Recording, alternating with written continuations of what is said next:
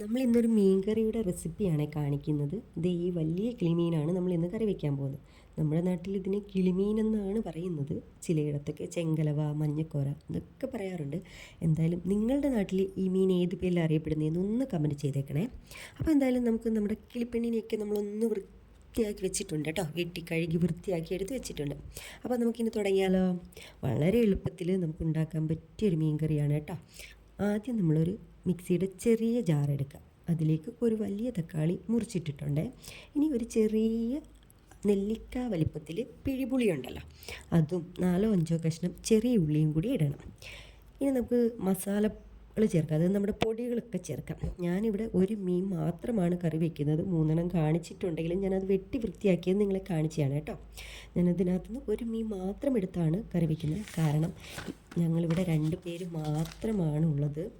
നിങ്ങൾ എത്രത്തോളം പേർക്ക് വേണ്ടിയിട്ടാണോ കറി വയ്ക്കുന്നത് അതിനനുസരിച്ച് നമുക്ക് പൊടികളുടെ അളവിൻ്റെ എണ്ണം കൂട്ടാം കേട്ടോ, അളവ് കൂട്ടാം. അപ്പം നമ്മൾ സാധാരണ വീട്ടിൽ മീൻ മുളക് കറിയൊക്കെ വയ്ക്കാറില്ലേ, അപ്പോൾ പൊടികൾ ചേർക്കാറുണ്ടല്ലോ, അതേ അളവിൽ തന്നെ ചെയ്താൽ മതി.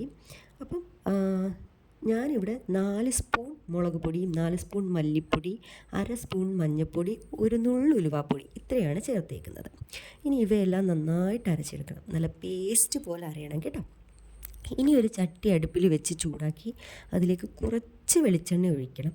വെളിച്ചെണ്ണ ഒന്ന് ചൂടായി വരുമ്പോൾ അതിലേക്ക് കുറച്ച് പച്ചയുലുവ ഉണ്ടല്ലോ, അതൊന്ന് ചേർത്ത് പൊട്ടിക്കണം. അതിലേക്ക് പച്ചമുളകും കറിവേപ്പിലയും കൂടി ഇട്ട് കൊടുക്കണം.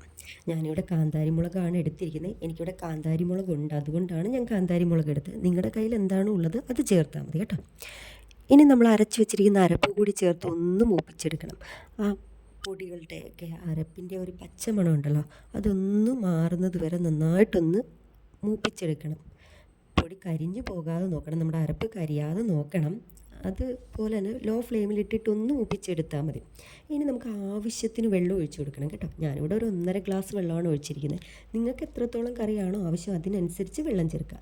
ഇനി നമ്മൾ ആവശ്യത്തിന് ഉപ്പും കൂടി ചേർത്ത് നന്നായിട്ടൊന്ന് ഇളക്കിയെടുക്കണം. ഇനി ഒരു 5 മിനിറ്റ് ഒന്ന് വെച്ച് മീൻ കറി ഒന്ന് വരുന്നിട വരെ, അതായത് ആ അരപ്പൊന്ന് തിളച്ച് വരുന്നിട വരെ ഒന്ന് നോക്കുക. തിളയൊക്കെ വന്നു കഴിയുമ്പോൾ നമ്മുടെ മുറിച്ച് വെച്ചിരിക്കുന്ന മീൻ കഷ്ണങ്ങളുണ്ടല്ലോ അതിട്ടൊന്ന് കൊടുക്കണം. ഇനി ഒരു 5 മിനിറ്റ് ലോ ഫ്ലെയിമിൽ വെച്ച് അടച്ച് വെച്ച് വേവിക്കണം.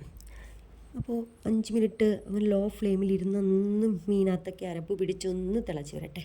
ഇനി 5 മിനിറ്റ് കഴിയുമ്പോൾ നമ്മൾ എന്ത് ചെയ്യണം, നമ്മൾ ഹൈ ഫ്ലെയിമിലിട്ടിട്ട് മീൻകറി നന്നായിട്ട് വേവിക്കണം. അതായത് വറ്റിച്ചെടുക്കണം.